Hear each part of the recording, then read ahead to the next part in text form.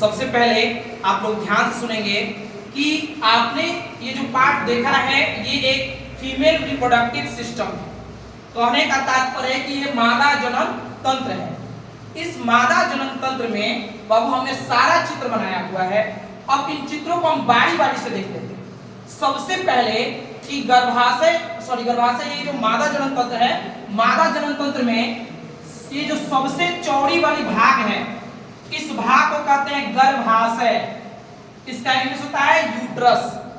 उसके बाद की जो संरचना है, गर्भाशय से एक संरचना, एक नली निकलती है। यह नली जाती है अंडाशय तक। इस नली को कहते हैं अंडवाहिनी नली, या इसको हम फैलोपियन ट्यूब के नाम से जानते हैं। उसके बाद फैलोपियन ट्यूब का जो शीर्ष भाग होता है, फैलोपियन ट्यूब का जो शीर्ष भाग होता है, इसको कहते हैं हम लोग फिम्ब्री। फैलोपियन ट्यूब के शीर्ष भाग को क्या कहते हैं? फिम्ब्री। ये उंगली द्वारा रचना होती है। जब ओवम यहाँ परिपक्व होता है तो फिम्ब्री इसको पकड़ करके फैलोपियन नलिका में ले जाने का कार्य करती है। उसके बाद गर्भाशय की बात करें तो गर्भाशय के भी दो भाग हैं। ऊपरी भाग जो चौड़ा होता है, जिसको काय या बॉडी के नाम से जाना जाता है। निचला भाग थोड़ा संकीर्ण होता है, इस वजह से गर्भाशय के इस भाग को ग्रीवा या सर्विक्स कहते हैं। रही बात अब ये अंडाशय रहा, ये मादा जनन तंत्र का सबसे प्रमुख भाग है। क्यों? क्योंकि इसमें ही क्या बनते हैं? अंडाणु बनते हैं।